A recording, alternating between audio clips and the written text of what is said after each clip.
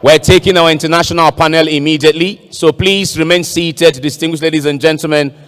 We're taking the international, we're still live on television. So please take your seat. We're moving over now to the international panel.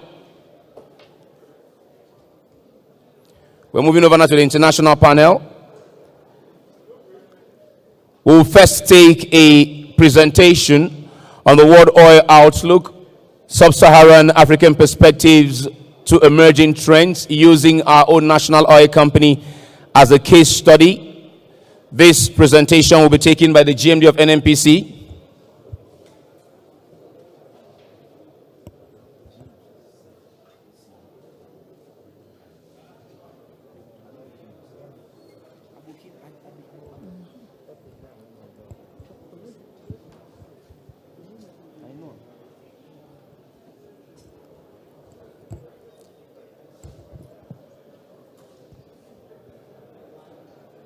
So please, if we can take our seats. Thank you, distinguished Senate President. Thank you, sir. This is Bruno Zabi.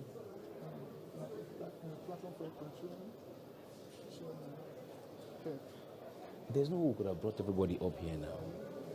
And then, huh?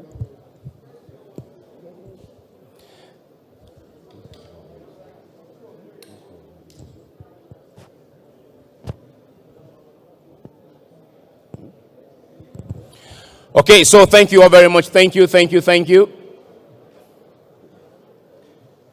not here. So much you can get James. He has to be here. Yes, he's speaking next.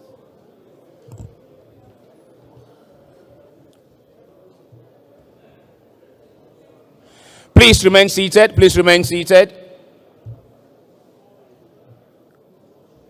seated. We're going over now to the session where we would listen online. For this session, we have the OPEC Secretary General. We have the Minister of Mines and Hydrocarbons for Equatorial Guinea. We have the Minister of Hydrocarbon for Gabon, who is in the room with us. The Secretary General of APO, our own Minister of State for Petroleum.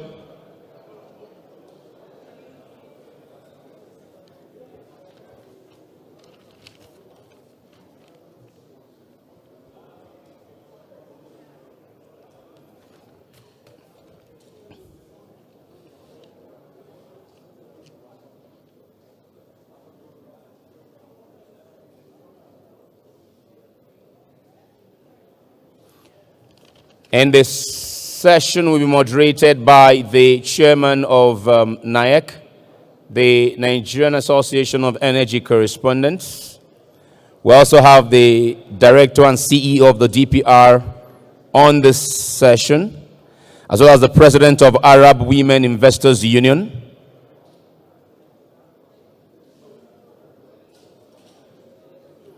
And the Minister of Energy representative from Ghana. So please, let's take our seats. We are still live on television. We want to push through with this session while we're live on television.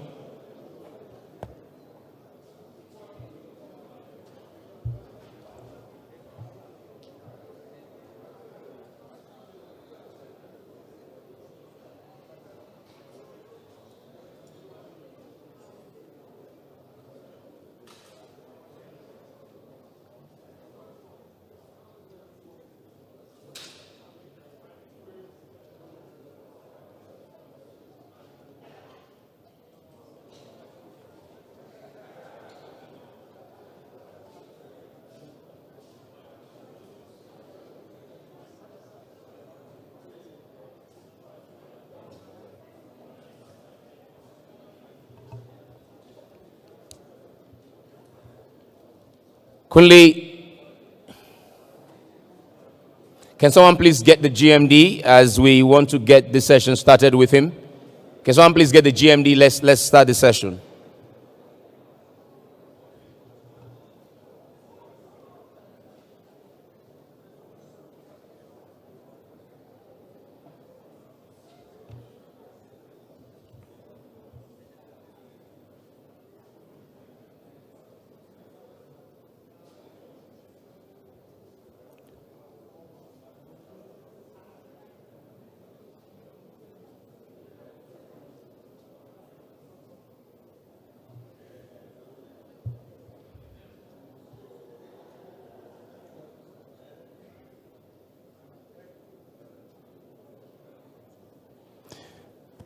Okay, so we're going into the session now. Let me recognize the presence of Chief Dumolulu Briggs, the chairman of Platform Petroleum, as well as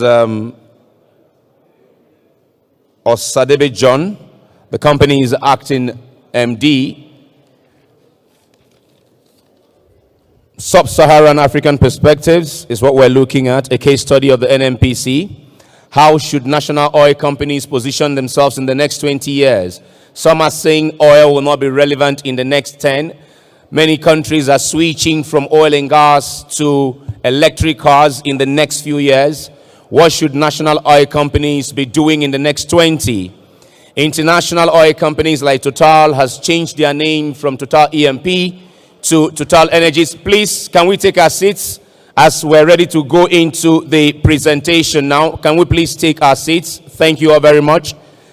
To open this session for us is the Group Managing Director of the NNPC. Ladies and gentlemen, can you please take your seats? Thank you very much. Can you please take your seats? Thank you all. Can you please take your seats? Thank you all.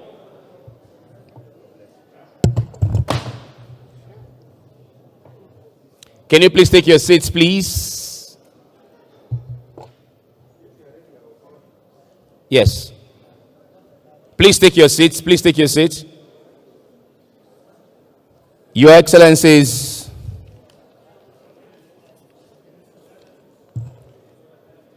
Your Excellency Vincent de Paul Masasa, sir. Can you please, sir? Please, thank you very much. Thank you, sir. Your Excellency Dr. Omar Farouk, sir. Please, sir. Very kindly, sir. Please take your seat, sir. Please, we want to commence with the GMD presentation. Thank you, sir. Thank you very much. Please, sirs, can you take your seats? Thank you all. Thank you. Thank you all. Please take your seat.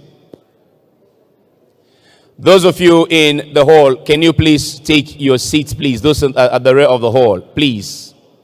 Thank you all very kindly. Thank you. Margaret, please take your seat. Mama Flo, please, can you take your seats? Blessing, thank you. Please take your seats. Ogatoni and Ogosage, sir. Please, sirs. Please, sirs, take your seats, sir. Please, sir. Thank you, sir.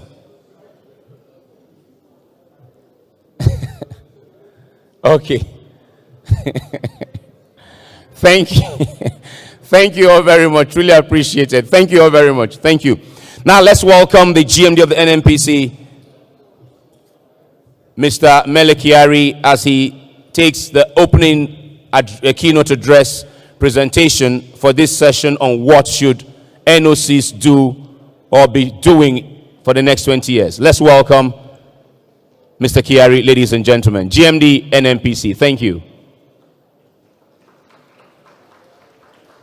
Your Excellency, sir, we are taking the keynote now for the session. Thank you, sir. GMD, please keep coming.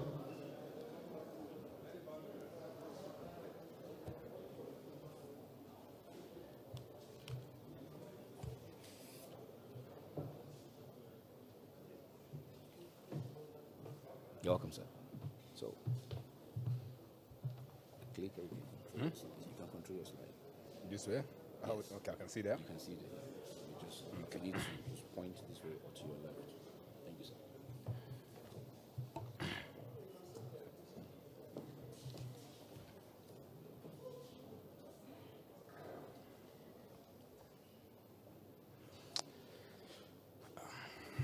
Bismillahirrahmanirrahim.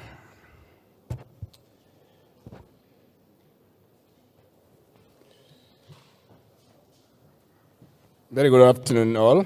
Honorable ministers, distinguished senators and members of House of Representatives present here, my elder brother and the Secretary General of APO, and also I'm sure the Secretary General of OPEC is also connected, so I'm very careful of the statements I make, because when you talk about oil outlook, it's really very critical for them. And when we say So, and pardon me, I'm not very good at following slides, so I'll speak my mind. I just took the permission of the Honorable Minister that are there any boundaries? He said no boundaries. So I'll speak my mind. When you say sub-Saharan African perspective on oil, maybe if a little consultation would have assisted, or maybe James, probably, maybe energy outlook may sound better because it's not just about oil. Yes, there's an oil outlook, and also there's a gas outlook, and of course, there's energy outlook. So these connections will be very useful as I speak through this very brief presentation. You can't talk of oil or gas in the sub-Saharan Africa without talking about Nigeria. As we all know, by 1971, we were already producing 2 million barrels of oil. Subsequently, around year 2005, Nigeria was able to produce up to 2.5 million barrels per day. We haven't made much further progress on that. Several challenges have come our way, from security to investment to fiscal uncertainties, leading to where we are today. And I'm not sure we are stuck. We are probably stranded. But when you are stranded, you can still continue your journey. But we're not stuck. And for sure, this is a very informed audience, that there are several efforts that are being made in this industry to make sure that we make this further progress. To bring it into context, I'm not sure, I can't see my slides, so that people can join me.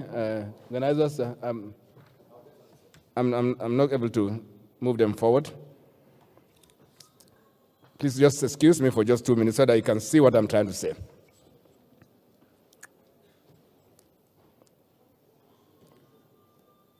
Before that happens,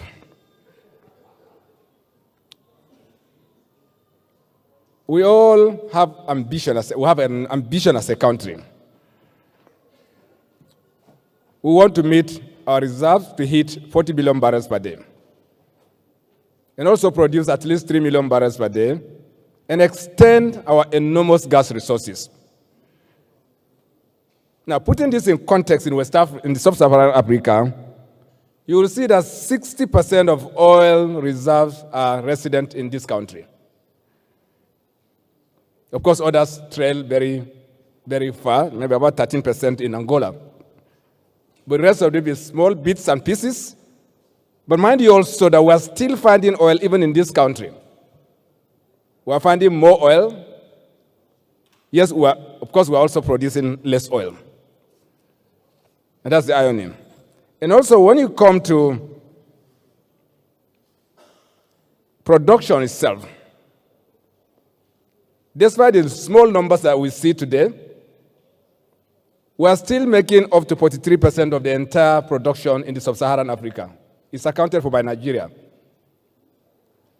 But of course, we all know that this is a small number, where we are today about 1.7 million barrels, both crude oil and condensate combined. You know, this is very far away from our ambitions or our possibilities. Yes, there are constraints, market constraints related to our very deliberate decision to be part of the OPEC Plus court process. But the fact also is that these production numbers are very low. And of course, we are producing about 6.7 billion scoop of gas. You have reserve in the excess of 200 trillion scoops, I'm sorry. If we produce at this current level, at the best of estimates, if you do 5 times of what you are doing today, even in 50 years to come, we would just have produced probably 50 to 60 trillion scoop of gas in this country. That means you are going to be left with 150 trillion scoop if you do nothing. And that means 50 years to come, you will be dealing with a coal situation. I'm sure we know that in this country we have coal deposits. Nobody's going there. But coal is produced elsewhere. And the reason is very simple. We can't do it efficiently. It's very expensive to produce in our country, and therefore nobody will put his money into it. And if we don't do anything, we would end up 50 years to come in that situation. I will explain some of the facts that will inform this. And it's good also to see the relativity in the reserve of gas that we have in this country, and related to the Saharan West Africa. We know for sure today that over 78% of all known gas finds in the Sub-Saharan Africa are in this country. And the numbers speak. But there will remain exotic numbers if you don't do anything with it. And I'm going to speak to this. There are forecasts. Yes, I'm sure you have heard Secretary General Waziri Sanusi Barkindo has said it, while he has just spoken about it, that the forecasts are that oil demand is going to fall. The best of estimates are saying that by year 2050, so many permutations that you say, I'm sure there are very informed people listening to this conversation, but there are people who believe that by year 2050, you could well be in the territory of 35 million barrels of oil production, globally, or demand. That means that where we are today, close to 100 billion to 35, means you are going to lose about 70% of oil demand. But it doesn't mean oil will vanish, and I personally don't share that it will get to that level, because many things are happening. In our country here today, we have a massively growing population, a massively growing middle class.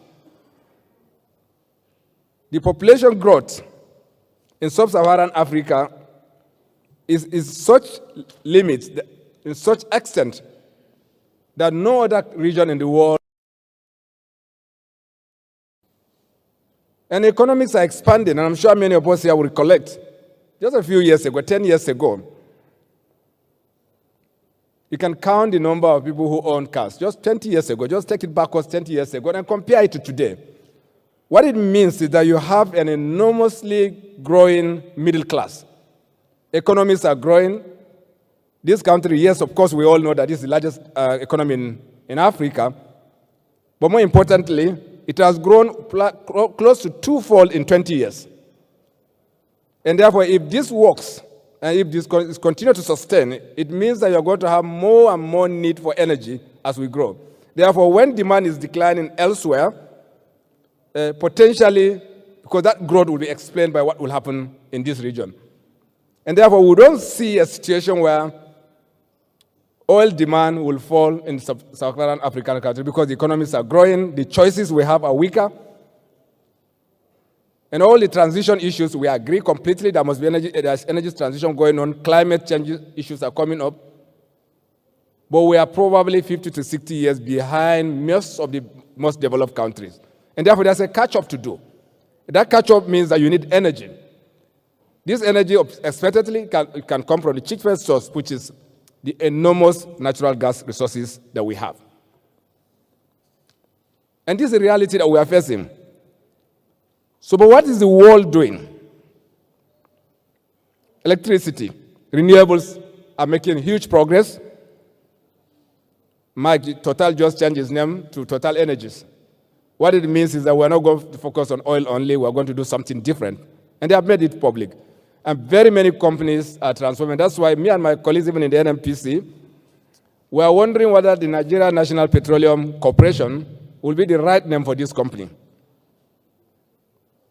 Because things are changing, petroleum landscape is changing, people's choices are changing. Of course, wind, solar, so much development is going on, all of us are aware of.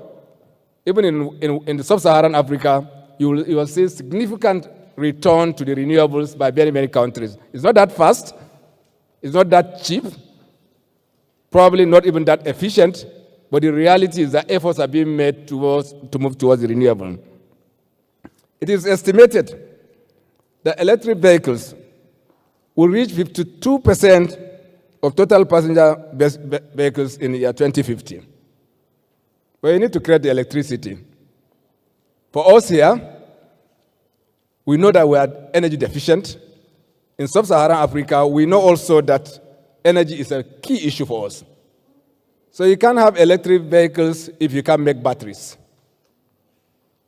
And you cannot have electricity vehicles when you don't have charging points. And I'm sure many of us here will agree that the infrastructure gap in terms of electricity in our country today. To close this gap, the enormous investment that are required, the time that will be required, this reality is such that for us, the EV revolution will account for 52% of vehicles, but probably in our country, it is difficult to say that 52% of vehicles that we're going to use in the next 30, 40 years will be EVs. So it's very unlikely. This informs our, and I'm coming to this. And even to progress with the energy transition engagements, you need huge investments. It is estimated that about $13 trillion of investment is required in the renewables for the world to transit to where we think we'll be by year 2050. But as we do this, the focus is not just clean energy, but cheap energy also. And we're all aware of the hydrogen revolution that is going on, from blue to green hydrogen.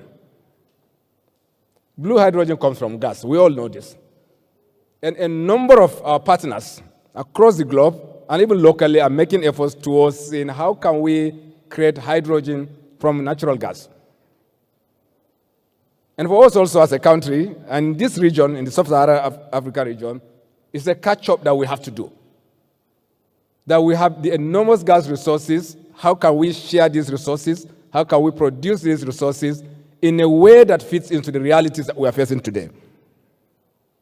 And definitely, the demand for hydrogen will continue to grow because it's seen as a cheap source of energy, cleaner source of energy, and therefore more of the investments that will going to come into this industry will come in this direction.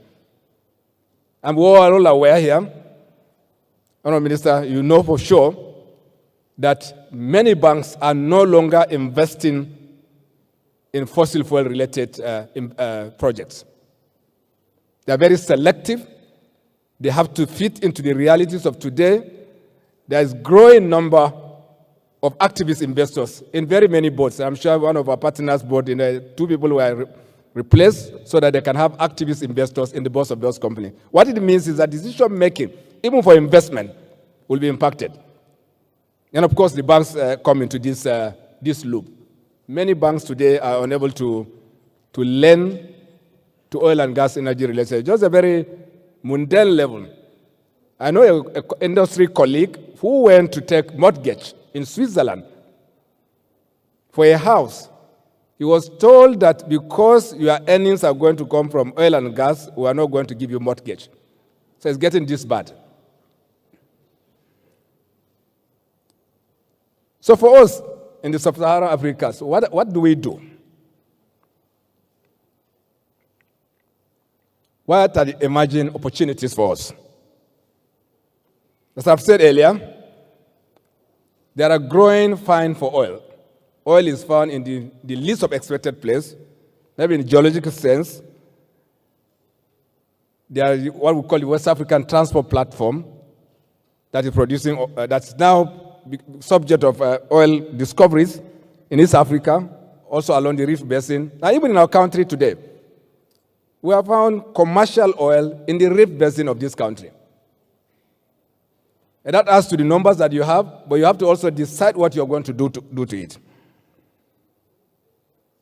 And of course, it's very clear that the Gulf of Guinea today, and Mike, you will agree, that it remains one of the most prolific oil and gas provinces in the world.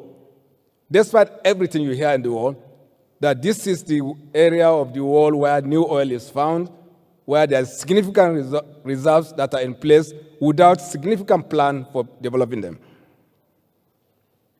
But there's nothing you can do with all the resources if you don't have very clear enablers. First of all, there's necessity for infrastructure. Today, an oil and gas company literally creates a government to operate. You take care of your security, you produce water, you build your roads, you produce electricity, you set up telecom masts, and so on and so forth. That literally that infrastructure deficit has become a matter of cost and also an issue that slows down development in our sector. So much progress has been achieved, but still not significant enough to say that there is an environment where significant infrastructure is in place to help us make that progress that is necessary. And I know for sure, as an insider, that the investment that have come into this industry in the last 5 to 6 years, compared to the resources that are available to us, in relative terms, but perhaps if we have done this in the last 10, 15, 20 years, continuously, it would have been a different position. But this is where we are today, and there's significant need to improve on infrastructure. Yes, we know that the Nigerian deep water has potentials. This is not secret, everybody knows. There are sitting gas that have been found close to 15, 16 years ago. Not a single significant step have we taken to develop it, for very many reasons. One of them is fiscal instability, conflict that we have with partners, uncertainty around our fiscal environment. And this needs to be resolved, not just in this country. It is true of many, many other sub-Saharan African countries, and we have to resolve this. And that's why in this country, we have taken very practical steps. With the help support of the Honorable Minister, and including Mr. President, who is the Minister of Petroleum also, we have engaged to remove some difficulties that we have with our partners. I mentioned earlier during the goodwill message that we are able to resolve a conflict that started literally, maybe we sleepwalk into it in 1993, and was sustained until very, very less than 3 weeks ago. Chairman Shell Group of Companies is here, that we're able to close that dispute so that we can take out the litigation. And we know what this means. What this means is that we and our partners are talking together, we're on the same page, we have an understanding about the sanctity of our contract, that we can do businesses. And therefore, it expands the frontier of relationships so that more investment can come into sub-Saharan Africa. This is happening across sub-Saharan Africa. And for us here, we're happy that the distinguished Senate President was here, and of course, the Right Honorable Speaker was here, and Honorable Minister here, without crossing the hurdle of the PIV. You cannot be assured of a stable fiscal regime. I mean, that is why since the year 2000, when the first idea around fiscal legislation, changes to fiscal legislation were mooted, there hasn't been any significant investment in this industry. Wherever you have are those investments that are anchored around the 1993 PSC, not beyond that. Even that happened because there's assurance to partners that the terms of the 93 PSC will be sustained. And there's nothing else that happened after that. And therefore, we know that in sub-Saharan African world of today, we must do something to make sure that there's sanctity of contract, there's stability of fiscal regime, banks can see the future with us, and ultimately, investors will decide to put their money now. Because the money has to be put now, because if you don't have the money to put in the next 10 years, you're probably not going to see money that's going to come into your environment. And of course, what is very obvious is that gas is the way to go. And our government has declared that this is a decade of gas. Decade means 10 years, if I get it right. So in 10 years, if you don't take position, probably in 5 years, if you don't make all the necessary investment so that you can deepen the consumption of gas in the country, and then for export also, because the gas that we have, in all permutations, in all assumptions, there is no way this country will consume 200 trillion scope of gas. So it has to get to some other people. And that's the opportunity that we have. And that's the opportunity that sub-Saharan African countries need to align to have some cross-West African or cross-Sub-Saharan African investment alignments such that we're able to harness these resources for the development of the whole of Sub-Saharan Africa. Currently, we are progressing the Nigeria-Morocco gas pipeline. In very many quarters, it will look like an exotic thing, but it's not. Because our plan is to lay this pipeline across West African countries all the way into Morocco and potentially cross the Mediterranean into Europe. This will do two things. First, it will monetize the gas in Nigeria, no doubt. But more importantly, it will spur up development, it will eliminate poverty along its right of way, and also ultimately adding value to the global energy transition perspective, which is that instead of delivering liquid oil to Europe, you can't deliver gas to Europe. And that means we're all aligned in this framework. And that also is possible, I believe strongly, Honourable Minister. I recommend also that as we look these pipelines going through West Africa into Morocco, why wouldn't it go south also? We have enormous resources. You have 60% of all gas resources in this country. It's something that can help this region, this sub-region, so that we can harness it. And that collaboration is very, very necessary today. It can be better time than now to think of it. But today, thinking is not enough. You have to act. Honourable Minister, there are a few things you have mentioned in some of our private conversations that if you don't do it today, I'm not going to go into details. If you don't do it today, it's useless. And I agree with you completely. If you don't take those significant steps immediately, you will just have coal as we do have in the country today. Today I can tell you, not just when you say coal, people will think it's only in Enugu. No, it's not true. I know for sure that there are coal deposits in very many other locations, even in the north of this country. But you are practically very little that you can do with it. You can end up with the oil in the same picture. And of course, what is very obvious, we're a resource-dependent country today. Yes, there are constraints, but obviously today, 65% of total government revenues come from the oil and gas. 90% of our foreign exchange earnings is related to the oil and gas operations. Yet, these resources contribute just 10% of the GDP. Therefore, this disconnect is very, very healthy because the oil and gas industry doesn't have to be the major player in our GDP map, because the lesser the number gets, the better for our country. But what you can do is to create the resources that will expand the GDP of this country by investing more and more into the industry. And so what's our experience? Now, coming back to NNPC, we are aware of this. We are aligned with these realities of the transition that is happening, the resources that are available, and we are seeing the future. That means partnering is the most important thing that we are doing. That's why we are repairing our relationship with our partners, so that partnering will make it possible for investors to put their money here so that we can deliver value to our country and ultimately create opportunities, create employment, and create prosperity in our country. But you can also not do this if there are no clear ground rules. And of course, all parties must bring value on the table for the benefit of all of us. And of course, nurturing a win-win relationship. Because I learned something from our former group managing director, Jackson Garris Obaseki. Still, I'm not sure he has joined this conference. But if he has, he said that when you have an agreement with a partner who is less equipped for a negotiation, help him to come to your level. If you don't, he will discover it 10 years down the line, and he'll get back to you in a way that you didn't do. And therefore, relationship must be win-win.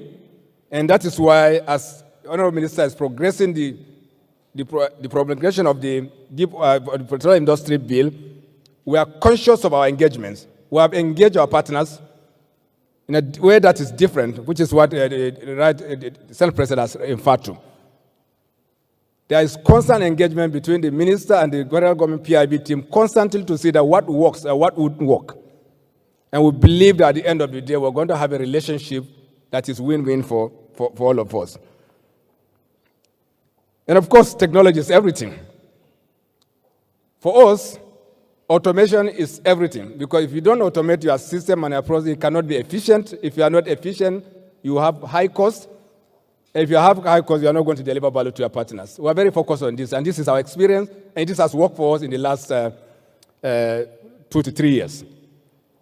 And I can tell you, Honourable Minister, as the chairman of our board, that this company, which belongs to all of us, is able to declare dividend this year, I believe that we'll do it this year, we move our losses by over 800 billion naira in year 2019 down to less than 3 billion naira. Because it is possible, because all you need to do is to be more prudent, cut your costs, be more efficient, manage your portfolios, and make sure that what you do returns value. Anything that returns value, you avoid it. And this is a simple thing with the leadership of our minister and the board of the NNPC. We are able to do this, and we are where we are today. Now, outlook. Yes, we are speaking today. We are doing well. We can do better. Obviously, we could have done better than this. But where are we today? Oil production of 1.8 million barrels, 1.7, 1.8. Our target as a country is 3 million barrels per day. Bearing all constraints, we recognize our commitments to the OPEC Plus court. But the reality today is that this is possible, that we can reach 3 million barrels per day. So this is the opportunity that once you are going in that direction, and I can confirm, we have a line of sight around this. There are clear projects that can deliver this. There are investment decisions that are waiting to happen. And also, there are partners that are just joining us. Honorable Minister has just mentioned the issues around the marginal field big round that has been released. What it means is that you're going to have small producers. They will add to the number. And ultimately, you will see that getting to 3 million barrels per day is an opportunity that all of us can exploit. On domestic gas, today, we are doing only 1.8 billion scope of gas today. I'm sure you will be appalled by this, because that explains why today, in some locations, we are not able to meet the customers' demand. It's unfortunate, but with some of our partners have said it over and over, that our commitment to delivery of gas to the domestic gas is weak. And that's also true in very many other countries where gas is found. We understand clearly that in this region, companies look for oil, not for gas. And indeed, that's the challenge even we have with the 1993 PSC, that it is an oil PSC, it's not a gas PSC. It didn't anticipate that gas would be found of such commercial nature, and it wasn't the focus. And therefore, we must do something deliberate to increase domestic gas consumption. A number of initiatives are going on, not for this forum to discuss, but I know that our partners are also getting more and more aligned to make sure they will help us to attain this. It is possible to have 4.5 billion scope into domestic market within a very short period of time. And of course, for export, we know, even in the media, there are a number of initiatives that are going on. We have taken the FID on Trend 7, and by grace of God, we'll do physical kick-off by the 15th of June. I'm not sure if it's the right moment to say it. Honorable Minister, let me borrow your mouth to say it. That by the 15th of this month, we will do a physical kickoff. But all that we'll do is probably just double the capacity. And if you continue at this level, assuming you do times 5 of this, you will still be left with 150 trillion square of gas even in 50 years to come. So there's more room. The world is going gas. And as Mike's company are going Total Energies, please come, let's join our hands so that we can put more money into gas so that we can expand this both for export and also with deepen consumption in the domestic market. But of course, as a national oil company, we're not oblivious of the realities around us. We're expanding our territories. We're transiting as any other company is doing. That's why maybe I will engage the Honorable Minister, whether or not the NNPC is the right word today. But we're going to be an energy company. Energy company means you do what others are doing, not for the exotics of it, but because this is where to go, this is where the realities are going towards, and that we need to align ourselves with this. And of course, diversification into many other things that other national oil companies are doing. Some are cutting down their exposure, some are expanding it into technology, telecommunication, real estate, and so on and so forth.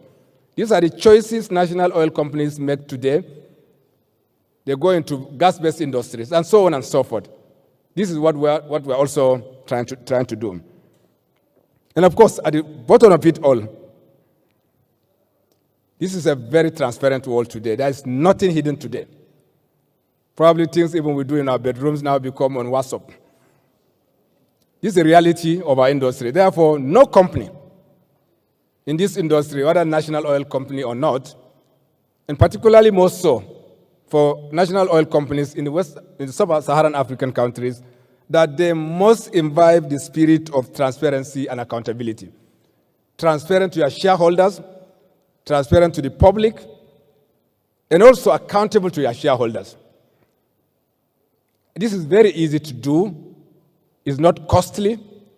It's very beneficial. And we have seen this in this national oil company. For instance, with the permission and authority of the board of the N.I.P.S, we publish the audited statement of accounts of this company. We did for 2019. We did for 2018. We will do for 2020. We are just about rounding up our audit process, the governance through the audit process. And what did that do to us? And in addition to that, let me just add something more, which I would like my other colleagues from the national oil companies to copy. Today, when you go to N.I.P.S website, every transaction we have between us and what we call the Federation Accounts Allocation Committee, that's a platform where we deliver value to the state for the stewardship that we have done on their behalf. Every documentation we submit to them is published in our website, including our working documents. No company does this. But doing this has created value for us. Today, I can confirm that lenders, even as they refuse to lend to many companies, even as they refuse to lend to oil and gas businesses, today we have no challenge around borrowing from anywhere. And the simple reason they quote is that they know what we are doing. We are losing money, they know. Where we are making money, they know. And that transparency has helped us. And that's where to go for all national oil companies. And lastly, honorable ministers, my distinguished audience, I don't want to bore you with the other protocol. In essence, is that the sub-Saharan African region today has enormous gas resources. It has oil resources. It's deficit in infrastructure. There are opportunities for growth. There is a huge and growing middle class that will buy what we produce, and also economies that are growing in proportions that are not expected. And ultimately, the national oil companies have a role to play, and that they need to take the next step in partnership with everybody that is involved in this, including our regulatory institutions, and my brother Awal is here, that there is a need for absolute confluence of the investor community, the national oil company, the banking institutions, and also other agencies of government, so that, together we can take advantage of the opportunities that are here today, because I don't think they will be there in 10 years' time. Thank you very much.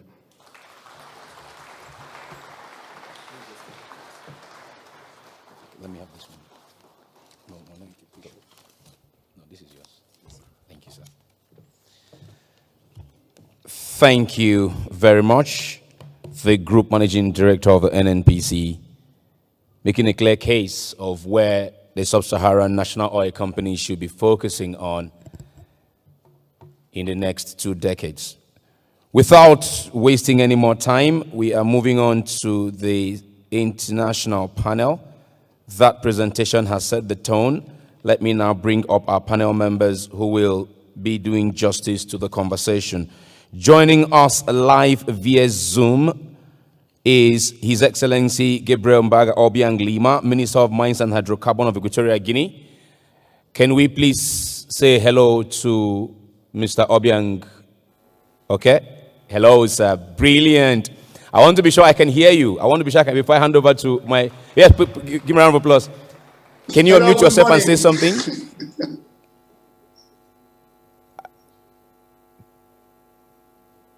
Okay. Please say something, Honorable Minister. Say something. I'm not hearing you. Hello, good morning, my brothers in Abuja. Thank you, sir. I can hear you. I can hear you. Thank you very much. He is one of those ministers who is working seriously towards collaboration using the NIPS platform. We appreciate you, sir. Thank you very much. Okay. Thank you. Joining us in person is Mr. Benjamin Kwame Ashanti, Director of Petroleum for Ministry of Energy, Ghana. Mr. Ashanti, you're welcome. Thank you. Let's give him a round of applause, please. Thank you very much. His Excellency Vincent de Paul Massassa, Minister of Hydrocarbons of Gabon, is in person with us. If you can please come this way. Of course, His Excellency Chief Timi Silva, our own Minister of State, is on the panel as well. We'll welcome you, sir. Joining us live via Zoom is our very own His Excellency Mohammed Sanusi Bakindo, Secretary General of OPEC. Your Excellency, hello. Please say something. I want to be sure I can hear you. Hello. Good afternoon from Vienna. Brilliant, from Vienna. Thank you so much, sir. Thank you. And joining us in person is His Excellency Dr. Umar Ibrahim Farouk, Secretary General of Apple. Doctor, you're welcome, sir. Joining us in person is Engineer Anwalu Sariki, the Director and Chief Executive Officer of the DPR. Director, sir, you're welcome.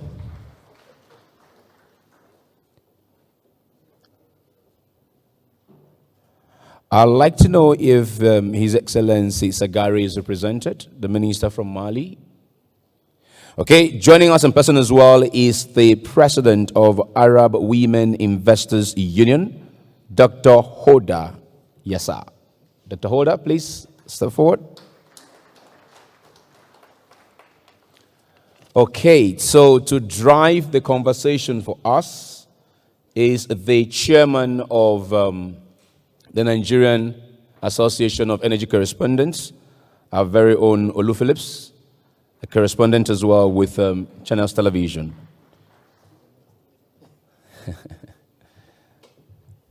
Olu, before I pass it over to you, let me just say this. We have interpretation in case any of our speakers speak in French. The interpretation device is available. If there's none on your chair, call for it. We'll pass it on to you. Channel 1 is English, Channel 2 is French. Would like to also appreciate the presence of the Chief Executive Officer of OVH Energy, Mr. Hob Stockman, the Deputy Managing Director of ENI, who is also in the room, Mrs. Kalista Azogu, and the MD of GPPS, Obi Uzu. We recognize all of you. And of course, I also see the pioneer ears of NCDMB. Should I say Chief? I'll say Chief NS Mappa for today. Well done. So, Olu Philip, the stage is all yours. When I come back up, you know what that means. Your time is up. But for now, please take us through the session. It's over to you, Olu Phillips. Good afternoon, everybody. Welcome again to NIPS 2021, 4th edition. We'll quickly start with our brother from Ghana, His Excellency Benjamin. We'll have your opening thoughts from all of you coming all that way this way. Say for 2 minutes. You've heard what the Honorable the MD for GMD and NPC had said about the opportunities that abound. So there's no need rehashing all of the statistics and the things that the positions that we are in sub-Saharan Africa. I think what's important is for us to see how we can leapfrog that 5 years window rather than 10 years, but 5 years window to make those strategic position and investments and taking those opportunities. What is Ghana doing? What is Ghana seeing? And what is Ghana hoping to do? All right, thank you very much. In the first place, I would like to bring greetings from our minister, Matu Opoku Prempe. Unfortunately, as much as he wanted to be here, there have been some other changes and assignments by the president, so he couldn't come. For Ghana, as other speakers have said, we appreciate the fact that there's going to be a transition. But for us, we think it is not immediate, and so therefore we have to take advantage of the fossil fuel or the oil and gas resources that we have. Some of the efforts is making sure that our production of power is just towards using natural gas instead of heavy fuel or light crude. Again, we're looking at using gas as feedstock for agriculture or food production. You know, as you all know, I mean, we cannot just do away with the fossil fuel, especially the gas part, which is more cleaner. I mean, a lot of petrochemicals and all those other products come from oil and gas. So for Ghana, we are trying to establish what we call the petroleum hub, where we're going to use gas and oil and gas to develop the economy. We are also making sure that a lot of the people, of course, are for electricity. We are about 80%, 85% electricity for the country, but we want to get to at least about 100% in the next few years. So we are relocating some of the power plants that were actually using heavy fuel to the central part of the country, where we are using pipelines to use gas to produce power. If that thing comes on, it means that the advantages and opportunities we have is to supply the northern part of Ghana, I mean, Burkina Faso, Mali, Niger, where we can supply them with power. So in a broad overview, most of the things that we are doing is trying to take advantage of our oil and gas resources, especially the gas part, to develop the country, and then make sure that the transition is going to come, but we have to also try and make the efficiency of energy should be encouraged, and then whatever comes after that, we take advantage. There should also be what we're looking at, collaboration, as Honorable Minister said, among the stakeholders, especially national oil companies. We, the producers, like Apple, that Ghana is keen to join, we will have to have that collaboration to be able to help us, because, I mean, the revenues that we get from oil and gas cannot be said to be nothing. Again, the employment opportunities through oil and gas that we get for our people is very paramount, and therefore we have to try and collaborate and make sure that a few, if you allow me, a few measures where even when we produce the oil and gas, we export to them. So within Africa, the carbon emission is just about 2%. So why worry about not taking advantage of the resources you have? So for Ghana, this is our target, and we'll make sure that we use cleaner fuel like gas and plan towards the transition, which we think might come, but not anytime soon. Thank you. Thank you very much, Mr. Shanti.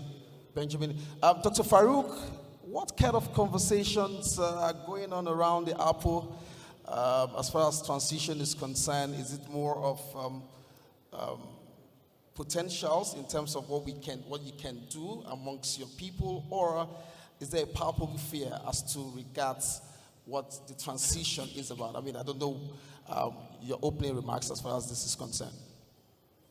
Thank you very much. You can adjust the microphone to yourself. Yeah. Well, in Apple, we have, long before Paris Climate Change Agreement, Apple had come to know that there will be challenges in the industry, and particularly for the African continent. Today, we are faced with three key challenges that is on the African continent when it comes to oil and gas matters. The GMD of NNPC in his address highlighted two of these. One is that gradually financing of hydrocarbon projects in Africa, the world over actually, is drying up. Key international financial institutions are not ready to fund oil and gas projects. It's very important, especially for a continent that has relied heavily on foreign direct investments. Second is the question of technology. If the world has decided that we are moving away from fossil fuels to renewable energy,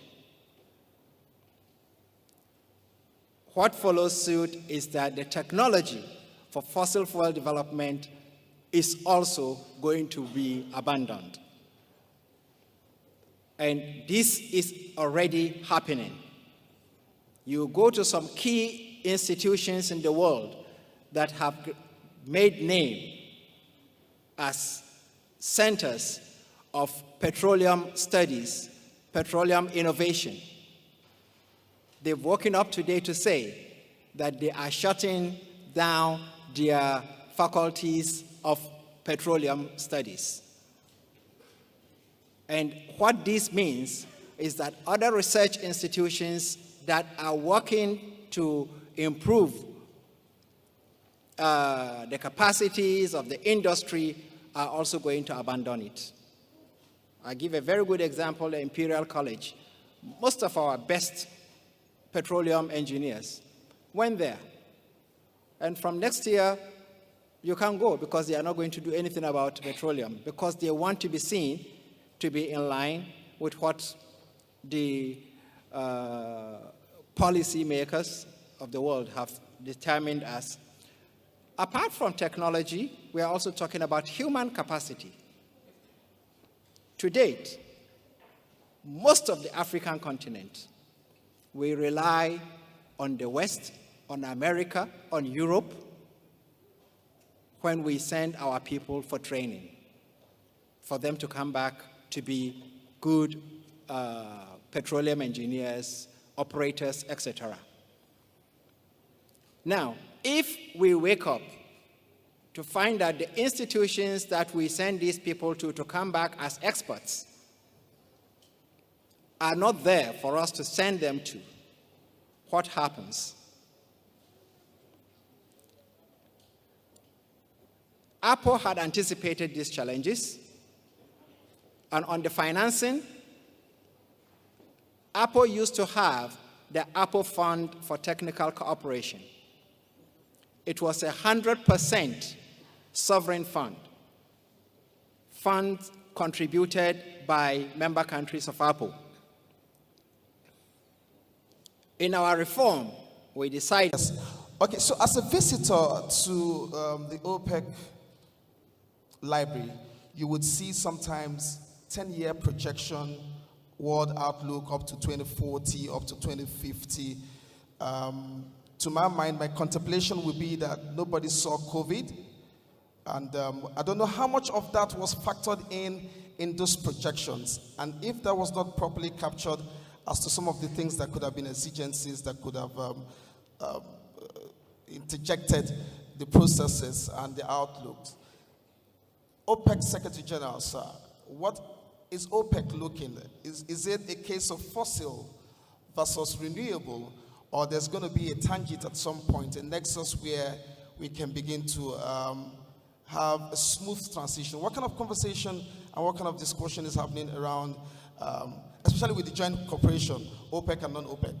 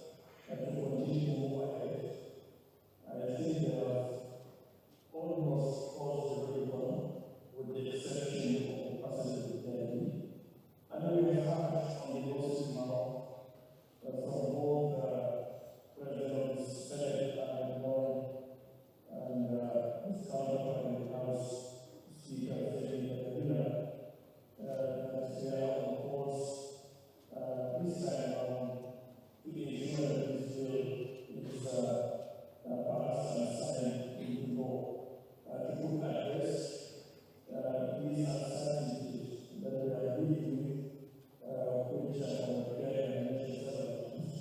in the past century. We want to underestimate how much we have lost in terms of fulfilling revenues as a result of these uncertainties coming from our failure to particularly EUD norms. But I don't want us to lose focus on this very successful conference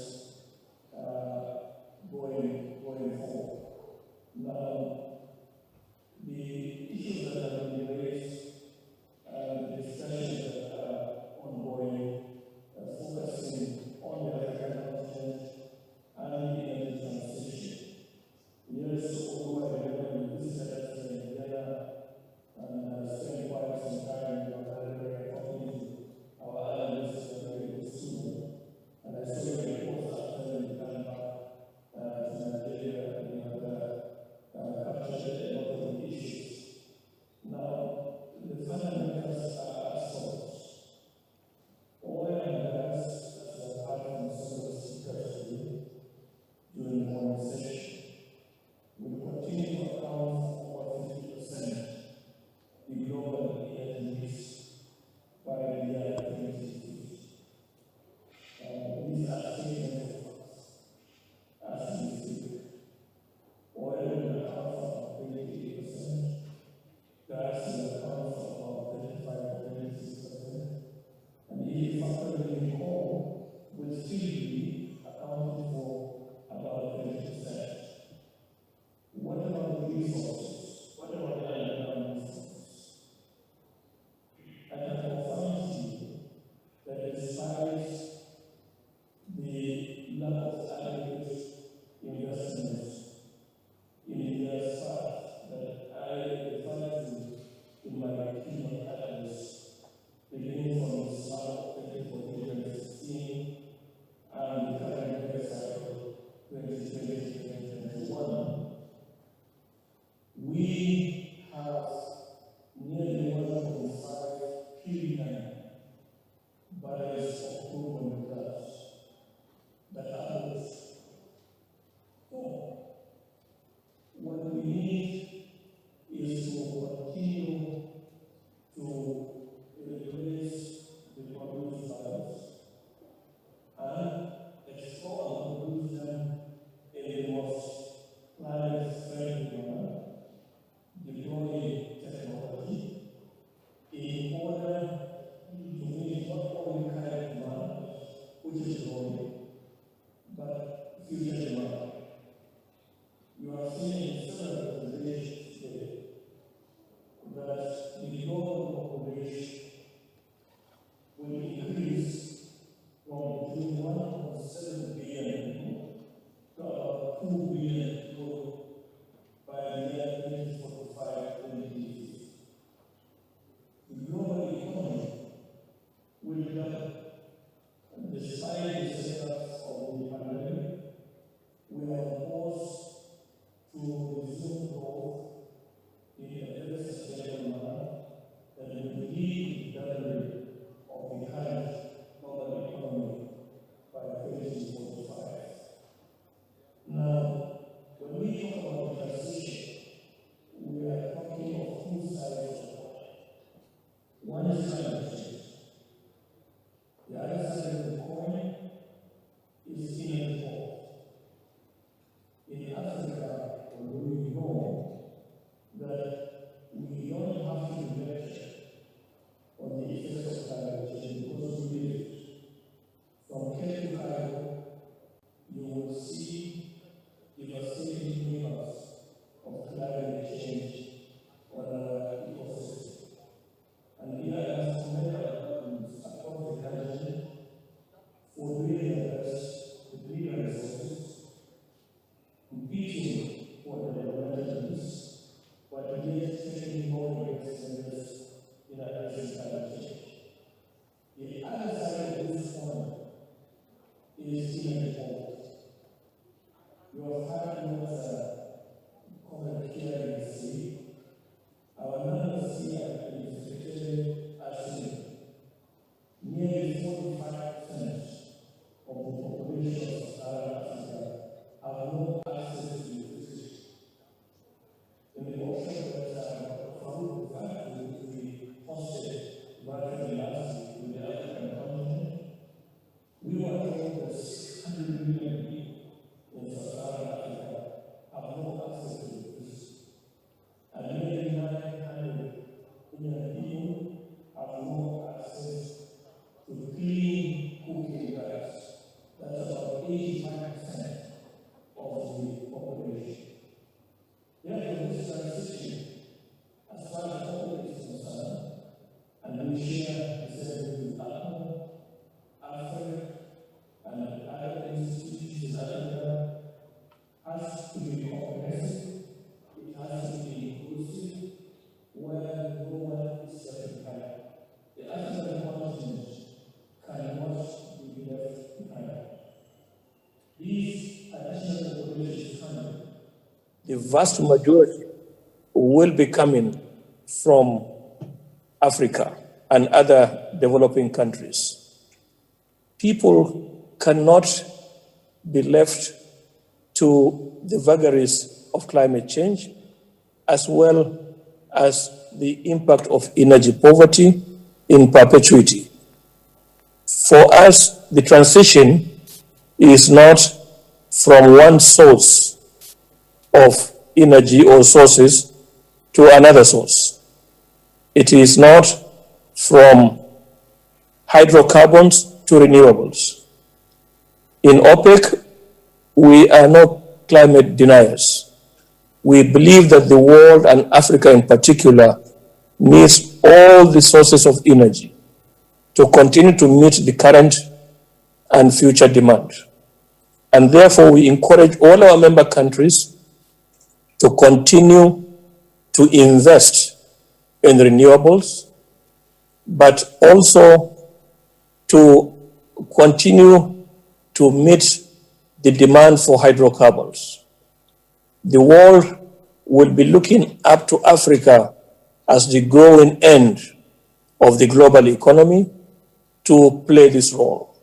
I know time is not on our side, but I am impressed with the contributions that I have had today, and OPEC endorses these positions that you have shared with us.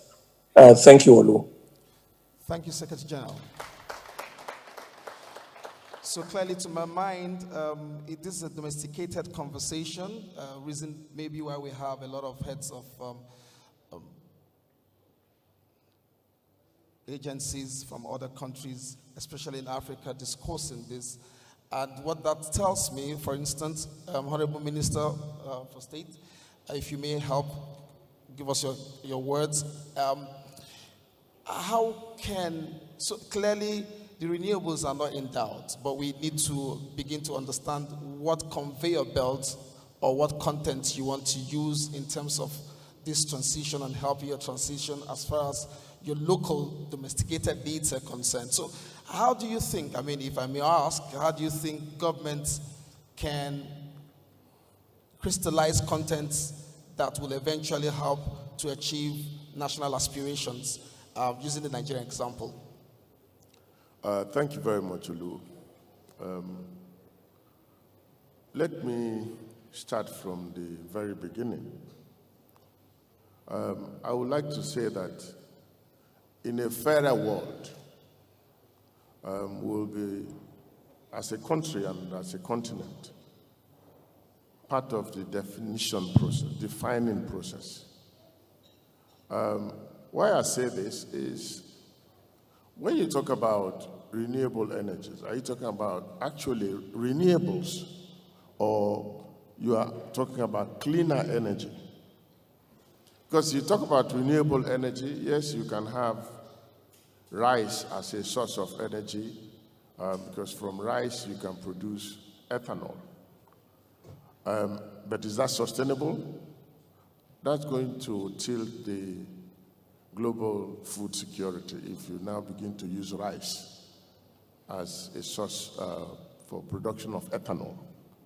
But if we are talking about cleaner energy, then are you also going to say, because this is something that baffles me all the time, are you going to say that seriously, nuclear energy, of course, yes, at the tail end it is cleaner, but if you look at the whole value chain of nuclear energy, will you also say that nuclear energy, strictly speaking, if you look at all the hazards around nuclear energy, will you say that that can be defined as a cleaner fuel, as a renewable fuel, while you define gas as an unclean fuel, dirty fuel as such?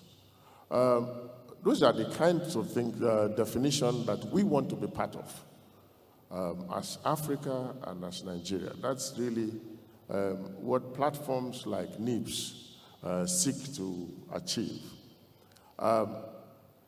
As a country, as a continent, we believe that we must be allowed to exploit our gas resources because we consider that as a destination fuel, because it is actually a cleaner fuel than the other fuels. In Nigeria, we have a lot of gas resources, and we are actually intent on ensuring that we take advantage of these gas resources. That's really where we are headed for. You know that we've declared this decade a decade of gas. We declared last year the year of gas. So that's to tell you how focused we are on exploitation of our gas reserves and the gas resources. We've been able to take FID on a few gas projects, including Train 7. In a few days from now, there will be groundbreaking for Train 7. And also, I said in my earlier contribution that we need to collaborate on all fronts. So on a regional front as well, we intend to promote collaboration. We are looking at the Nigeria-Morocco gas pipeline that is going to take gas from Nigeria all the way through West Africa to North Africa. We are also still looking at the Trans-Saharan gas pipeline, which is going to take gas all the way to create market for our gas so that we can allow our producers, to produce as much as they can when we are able to give them the market through these projects. On the whole, we believe that the transition fuel to renewables must be gas. In a way, we also even see gas as a destination fuel, which is still an argument in the global community. But we would like to be part of that argument. We would like to be part of that definition process. Like I said, in a fairer world, they should at least include us in that discussion as Africa. When you say, oh, the world has decided, it's very strange to say that. It's almost as if we are not part of the world. We want to be part of that decision process. And we want to, because of that, accelerate the exploitation of our energy, of our oil and gas resources by passing the PIB, which of course we have heard is going to be passed in a few weeks from now. And of course, that is going to, I must say, bring a lot of exponential growth in this sector because, like everybody has said, we can see clearly that the oil and gas economy will not last forever. So for us, what is important to us now is to ensure that we get the most value from our oil and gas resources. Thank you, Honorable Minister for State. I'm sure as regards progressing on that conversation as to having Africa a part of this global conversation as to where energy is going to, the rapporteurs are here. In the end, we should be having a position paper that details what this NIPS 4 has to offer. I would like to flip to the virtual space if we still have His Excellency from Equatorial Guinea. Can he hear us? Yes, I can hear you. I'm still here. Oh, fantastic. So for Equatorial Guinea, do you have a template in all of this discussion that suits what you're looking at in terms of potentials, in terms of away from the challenges, we know what it is, but in terms of potential, Equatorial Guinea, do you have a template of where you are headed or what you would want to see as far as this conversation is concerned? What kind of foot are you putting forward in this conversation as far as your country is concerned? Okay. Well, first of all, I would like to give my best greetings to my brothers and sisters in Abuja, Nigeria. I'm apologizing for not being able to be there personally.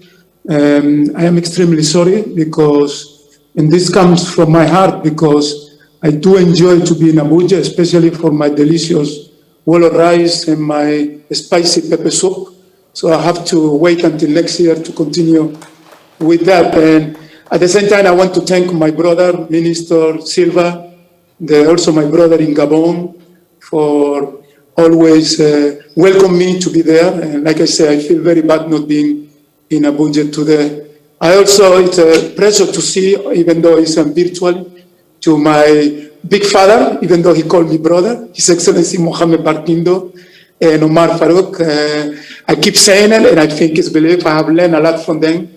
And for me to be in a panel with them is always a grateful thing to do. Now, regarding your question, I have to say that when all this pandemic started, I did say something in the way of Equatorial Guinea, not representing the entire continent. I said that 2020 was a year that was completely lost. Nobody was expecting COVID, and it was a very uncertainty. Oil prices were dropping, and we clearly said that 2020 was a complete lost year. We did predict that 2021 was going to be a research and development year.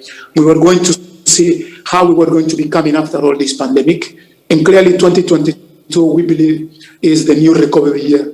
Now, what did we do? What we did in 2020, we realized that everybody, governments, IOCs, NOC, we all suffer. Economies almost stopped. So we decided that it was very important to help our industry. One of the first things that we did is we did a 2 years extension to all exploration companies. It made no sense to obligate companies to maintain all these explorations activity, especially drilling, seismic, when we didn't know if we were going to be able to bring ships, if we will be able to move people. So we decided it's better to stop and being able to give them some breathing air, but also to avoid the companies to leave the country. So I have to say that thanks to that decision, all the companies who were in Equatorial Guinea before pandemic, they are still in Equatorial Guinea, and they're eager to continue with the campaign that even this year we are starting. The second thing that we did was we decided that we needed to revise all our budgets. Again, it did not make sense to get companies to do investment, refurbishing, invest in new wells, when we didn't know if we were able to receive the materials, people moving. So we decided that it was better to take it a little bit more easy, to cut some costs, taking in consideration that we were being hit by two key problems. One was the oil price and the very low demand, and at the same time an oversupply. And we thought that it was very important to protect our infrastructure, because clearly we needed to make sure that we were affected the minimum regarding this COVID, and making sure another big problem that we all had, to be able to move people in and out of the country, especially because of the restriction of traveling. Now we are in 2021. What we have come and realize that things have changed. Things have changed, and we need to also recognize that. And the changes are being seen right now. You have IOCs that they're changing, even though everybody's saying they're changing because of renewable, because environment. I do believe there is another factor. It's the economic one. A lot of these IOC have had a very serious impact because of the oil price, and also because the shareholders really are not willing to go back and pick up all those debt and problems that they have. So yes, the environmental issue is there, the change of the transition are there, but I do believe a lot of those companies have been having a very serious economic hit, and of course they are adjusting like any other industry is doing. And again, one of the key adjustments is also to change your name or change in a way your logos. So the logos is not just because of environmental reasons. The other issue is that, yes, it's true, fossil fuel is really under attack by everybody. Everybody's saying that we need to do the transition. I've been always saying the same thing. We all are going to do the transition, but some areas need more time. We can't expect that we do the transition at the same time of year that the European, North American can do it. I mean, if we bring electric cars to our countries, they won't survive a week because of our infrastructure problems. We still need to build infrastructure for it to be able to be charged. So I do believe that the transition in Africa should take minimum 20 years. And it should be in a way that is not imposed in us. Why? Because the one who have the resource and have the discovery is us in Africa. You have Senegal, you have Ghana, you have Equatorial Guinea, you have Nigeria, you have Mozambique. So what are we going to do? Forget about these resources and move on? I do believe that we need to transition into resources like gas, like renewable, but this is the fuel that provides us this development, and it's very important that we have clearly an opportunity. Anybody who's listening to me, it will think like, you know, this is the end of oil and gas. I have to tell you that, sorry, that's not the case. I do believe that 2022 is going to be the recovery of oil and gas, especially in Africa, because even all those economies who wants to pick up very quickly, and they are doing it right now through this summer that everybody wants to recover, they still need our resources. This is the more reliable, this is the more cheaper one, and clearly the one who have more infrastructure. So for them to be able to pick up quick, they need our resources. So we do believe that 2022 is going to be a good year, but we need to play our card correctly.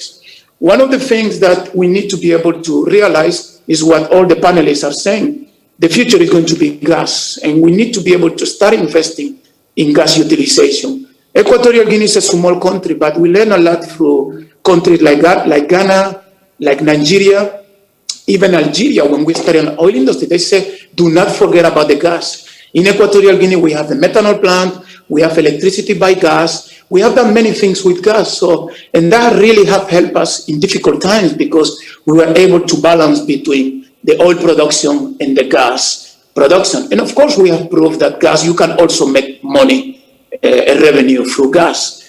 The other issue that is very important, I think is sometimes taboo, is that we need to be aware that we need to take responsibility of our asset. So what does exactly mean? It means that many IOCs are thinking are thinking about selling the asset, and we can't just be sitting here and waiting for a white knight to come and take the asset.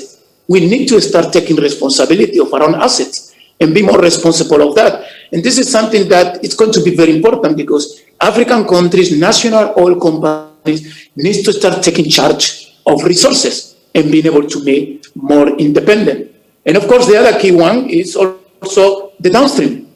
We need to recognize that for us to be impacting our economy, we need to invest in downstream. We need to be able to utilize the resources that for many years we have been sending out of the continent. Equatorial Guinea is one of them. We have been exporting oil to China. We have been exporting gas to Europe. And we need to start thinking what we can do to use that same resources in our countries. Maybe building a refinery, maybe building more methanol, or using gas for, again, other resources that it will benefit us. So clearly, a lot of people are saying, you know, you have to be very careful because funding is very difficult to find. And I think it's correct. But we also need to be able to look for an alternative. If institutions like the IMF and the World Bank don't want to fund oil and gas in Africa, maybe we need to look for an alternative. There's many other alternative financiers rather than sit in just a sorrow of people not giving us, wanted to provide us funds. We should just, you know, get off our chair and fly to different other places that they have the liquidity and they're willing to invest in the resources that God have provided to us. So I have to say that again, I'm very confident of 2022. It's very important that we reinvest in our infrastructure. And clearly I have a message to operators, and the rest is that for next year we have two key issues that you need to take. One of them is that you need to think about reinvesting. And the second one, and if you think that you cannot do reinvesting, it's better for you to move and bring somebody who is really ready to do the investing, because the asset is there, the resources are there, and we have a God-given right to be able to exploit our resources and build our infrastructure, because the same way that developing countries want to pick up their economy again after COVID, we need to do the same thing. And the best resources that we can do that is oil and gas. And this is not only Equatorial Guinea, this is Nigeria, this is Ghana, this is Senegal, this is Mozambique. And for anybody who said that we are wrong, like I say all the time, they're criminals, because they don't want us to be able to utilize the resources that can change our people and our country. And with that, one more time, I apologize for not being in Abuja. I know that they have a bill to pay to my brother Silva, but I promise that I will be there very soon to continue with the discussions. And hopefully this will be the last time that I'm not there live in NIPS. With that, I want to thank you all, and hopefully to see you very soon. Thank you very much. His Excellency Gabriel Mbangalima, Honorable Minister for State Petroleum. Everybody in Africa seems to be very aggressive and towing the line of, we want to be part of this conversation and have our thoughts really on this. I'll come to you, Your Excellency, from Gabon. And what kind of climate is hovering around your country in terms of whether investment, in terms of what direction? And are you under any kind of weight of the weight of what to do? Are you racing against time? Are you joining the conversation aggressively? Generally, is there a state outlook as far as this global oil outlook is concerned, the opportunities and navigating through where we ought to be, especially because it has to do with the country and it has to do with the citizenry. The Nigeria example, for instance, gas is a template that allows us to deliver both for LPG, deliver for domestic gas to power and all of that. Gabon. Well, thank you very much. I must say that Gabon, in light of all the other producing countries in the world, including most of the OPEC members, is following the news, and definitely is aware of the transition which is now being initiated, going from oil and moving more toward cleaner energy, and by cleaner energy having gas. Gabon is pursuing an aggressive policy of going down to the gas development path, knowing that in the past we were most oil-oriented and considering gas as but today we are looking into developing gas. That is why we are inclined most of our research today into going down and exploring for gas. For that, Gabon, following the example of other countries in the world, has reviewed his hydrocarbon laws to sort of tackle down the gas aspect, which in the past was not part of the process. Today, again, we're looking at domestic gas usage being increased and implemented, because most of the gas was not used in country. We are now into going down and building infrastructure for domestic use and increasing the use of gas domestically, as I mentioned. But we feel that, as everybody has recognized here, or most of the panelists have recognized here, it has to be not a local process, but it has to be sort of a regional aspect that we have to look, if not globally. Because most of the problems that we're facing here are going to be tackling with the laws and regulations from international process. And therefore, we have to speak of one common voice, one single voice to be able to address the problems as we're seeing them, to be able to sustain growth and make sure that we move the right path, the correct path. For Gabon here, again, as we're mentioning here, we are together with Nigeria, following Nigeria, looking at Nigeria as being a leader, because we know that Nigeria has been a long time into this oil and gas. We see that they're being always looking the right track, and therefore, for us, it is an example that has been set and for us to follow. And that is why we're coming down to this conference here, because we feel that collaboration, again, is the key way to sustainable development as we're looking at it for our people. I thank you very much. Thank you, Your Excellency. On the back of the identification of, or the declaration of the decade of gas in Nigeria, for instance, is what the National Oil Company in Nigeria tried to do by setting up a policy called N.I.P.S, which addresses cost optimization. So whilst you're trying to develop your gas, you must produce hydrocarbon at a very competitive price, for instance. That brings in the cost element and, as it were, investment by extension. That brings me to you, Arab Women League investors. Probably supposedly you have all the money. Where are you looking to put these monies? Étant donné qu'il y a l'opportunité de parler en français, je vais répondre en français. Mon anglais n'est pas tellement fort. La vérité, on est là représentant l'Union des femmes investisseurs arabes pour voir et étudier les opportunités d'investissement. Et je crois que ce qu'on a entendu depuis hier de son Excellence le ministre du Pétrole et aujourd'hui aussi par tout ce qu'on a entendu par le Parlement représentatif du Parlement nigérien, vraiment ça nous a donné un grand courage pour voir comment on va commencer réellement à voir les opportunités, à commencer à vraiment travailler sur la terre en Nigeria, ici dans votre pays. Là, on est très contents. Toutes les femmes d'affaires et les investisseurs du monde arabe et du Golfe vous envoient un grand salut et vous disent qu'ils aiment beaucoup votre pays et qu'on est très contents d'être parmi vous cette fois-ci.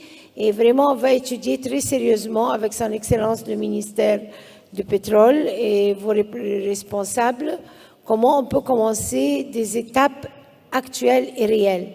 Pas seulement des paroles, mais vraiment, on veut commencer réellement à travailler très rapidement et avec des investisseurs très sérieux et très intéressés à travailler dans ce secteur. All right. For those of you who didn't have the privilege of tuning to Channel 1 on this device, what she has said in summary is that the Arab League investors, Arab women investors, yes, please, I beg your pardon, are ready to work, especially with Nigeria. You can expect that, and perhaps also other African countries. I can see His Excellency Benjamin nodding his head. Yeah, first oil 2000, and let's see the progress from that all. I mean, to bring all of this to a close and tie it up for us in the Nexus, will be the next speaker, the director and CEO of the Department of Petroleum Resources. Essentially, they choose to call themselves business enablers. From the time when this declaration was done up till date, what kind of progress have we made? What kind of what kind of capacity have we created? And what have we galvanized as far as this is concerned? I hope this forms part of your fulcrum or part of your conversation as we wrap up. Olu, I think all the discussants, they made a very good point out of a wonderful lead paper that the GMD presented. One thing that is common among all the discussants is there is an opportunity while we are changing the landscape of energy. And again, we have to leverage on the resource available, and we have to be first. and we have to really be decisive on it. And again, there is an array of opportunity that exists within the resource that seems to be of not eligible in court for investment, while we know it is still be relevant in our energy mix and the growth of Africa. And also, we need to understand the drive of government to really, various African governments, to see how we can be part of the development of planet Earth in sustainable manner. The moderator has said that no need for repeat of the statistics. His Excellency, the OPEC Secretary General, had made a lot of statistics. The GMD gives some statistics in terms of numbers of the resource available. But what is common is that oil and gas remain a very key in the development of Nigeria and many African countries, including those that have scarce of it or do not have it. For us, we have to use the numbers to drive the investment. And these numbers are key. And as it is, assessing the opportunities start with the policy. And we all see what we receive from our legislators, the senators and distinguished senators and right honorable members, the leadership, what they say about it. Then we look also at the statistic of the industry, because the law is the main provider which will enable the business in a most profitable and environmentally sustainable way. And also, in doing that, there is a gap in which you identify to see how you can fill in the gap. I hear 10 years from now, windows of opportunities, conversation of whether the energy is cleaner or not. So, indeed, there are opportunities in upstream, midstream, and downstream sector of the business we are all here for. And these opportunities ranges from getting more resource, acquisition of more data to get the resource, transition from traditional oil to gas, and also trying to really power Africa as a continent that is right and matured for development, attracting investment not only for exploration and production, but processing in a way that we can get the benefit of all. I can also see summaries from all the ministers here and the investors trying to see what kind of investment that we can do in view of the choice that we must have, whether we get the climate change or we get life and eliminate poverty in Africa and developing world. Because energy is a killer of poverty. When you provide energy, a clean one, you see that the poverty will reduce.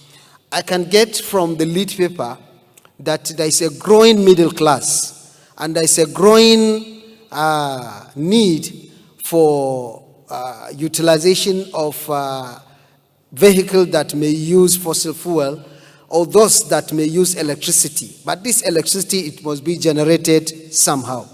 So these are the conversation that is going all through and needing to really have a choice in all this. And you must believe me that as we summarize all the conversation, one thing that is established from all the discussion is that we cannot really leave out the development of developing nations. For Nigeria, this conference mainly is looking at gas as the decade of gas.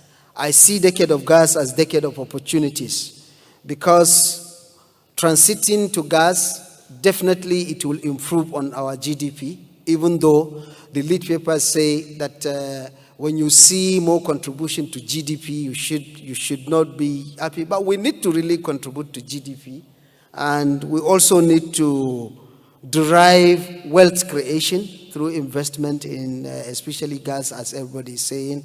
And what do we need to do is to really be the enablers that we used to be.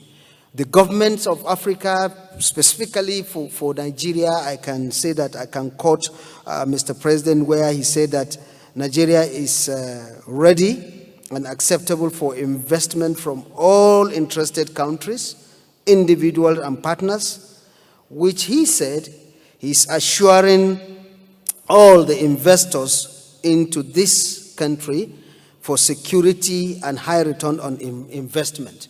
So this is reassuring, in addition to what we heard about the new law coming, which all the African countries are ready to do that. And at the same time, the leadership of the industry, His Excellency, the Minister of State, he emphasized about collaboration. And everybody agrees that the wrap of this session is we can only achieve more if we are all together.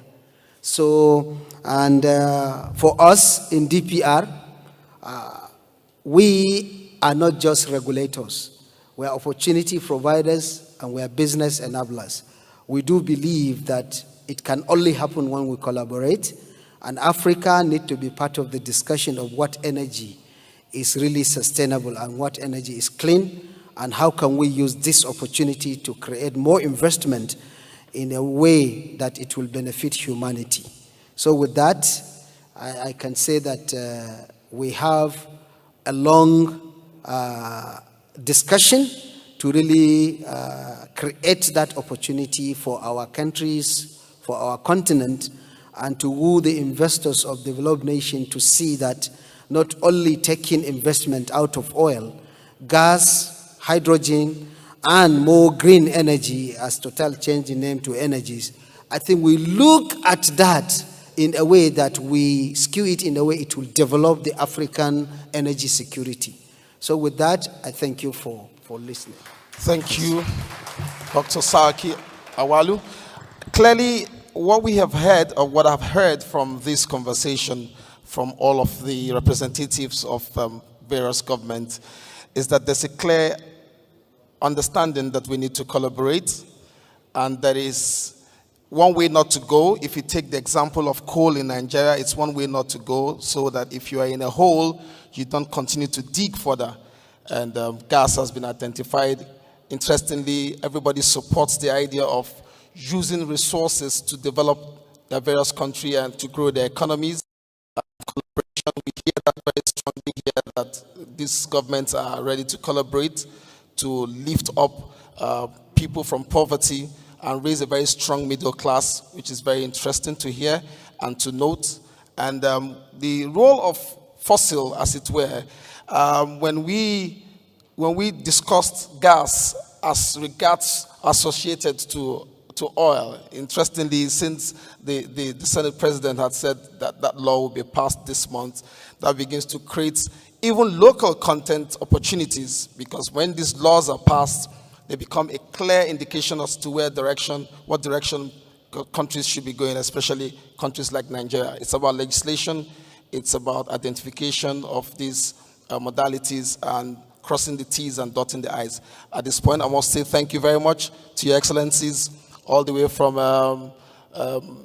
Your Excellency Mr. Benjamin, to Akpo, Your Excellency Minister of State for Petroleum, Gabon, women, Arab women in oil and investment, Dr. Saki Awalu, Your Excellency Secretary General OPEC, and Your Excellency Mbanga joining us virtually. Thank you for this session. Thank you for listening. Thank you. Just before you rise, just give me a quick second. Let me make a few announcements before you rise. But there's something, we don't have the time now. Let me just leave a food for thought. Your Excellencies, especially that we're talking to government ministers, there is this technology around carbon capture. It is said it can help make this fossil fuel a cleaner fuel. Maybe, I don't know, we don't have that much time. Let me ask the APO Secretary General, sir. Is that conversation happening amongst member states? The technology that would help make fossil cleaner. Are Africans, are we discussing that to become part of the narrative?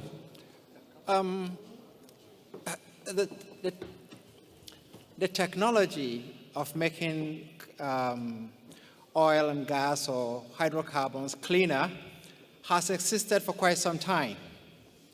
The problem is it has not been developed to the point of commercialization. Why? The people who have the technology to do it are not interested in doing it. I recall that in 2007, during the third OPEC Summit of Heads of State and Government in Riyadh, the Saudi king offered that OPEC was going to give $1 billion to any research institution that is ready to help further develop carbon capture and storage as a technology to make oil cleaner. To date, to the best of my knowledge, and His Excellency Barkindo is there to confirm, no institution has come out to say that we are willing or ready to do it. The reason is simple. The institutions that are capable of doing this do not want to be seen to be in the bad books of global environmentalists. Only last week, we had a meeting. APO, AFREC, ARDA, and OPEC. The three of us, AFREC, ARDA, and APO, constituted the Africa group and engaged OPEC on some of these challenges. What do we need to do? Because we have over 100 billion barrels in the ground on the African continent. Are we going to leave it there? Who can help us with the technology that will make oil cleaner so that we will not be accused of further polluting the world? We've always argued that if Europe and America were the ones with the kind of oil we have, they were like the Middle East. Believe me, they would have created the technology that will make fossil fuels, particularly oil and gas, environmentally friendly. And that is why I had mentioned earlier about the challenges of finance, of technology, and of human resources. Thank you. Thank you very much. Thank you. So if we don't have time, we would have explored this more by going to OPEC, but we don't have time. But let me just say this. If you're a researcher, you're a developer in the room, or you know anyone you have heard, I'm sure that the government of Nigeria, the government of Equatorial Guinea, the government of Ghana, Egypt, Gabon, can all work together using the umbrella of Apple to ensure that that technology, when found, is funded to help. He made a very valid point. If these reserves we have in Africa is somewhere around the world, we will not be having this conversation. Like the NCDMB will always say, if we go this direction they are chasing us to go, never forget what happened to coal, right? And at the end of the day, some of these countries are still using the coal resources to generate energy. Africa, we will not only be part of the conversation, let us drive technology to maximize these resources for ourselves and even make it cleaner. So thank you. Please give them another round of applause. Thank you very much. Thank you. If you can please rise. Yeah, sure. Please have a quick group photograph. GMD, if you can join us for this photograph because you did a presentation here. Ladies and gentlemen, we're going to go, as we rise up now, we will go for lunch. We'll just grab, if you've been to some of the international conferences, it's grab and go kind of lunch. You eat it here actually, and then refreshments they are. Once you're done, the vehicles are available to take us to ICC, where we will be doing the Huawei technical session. It's to start at 3 p.m.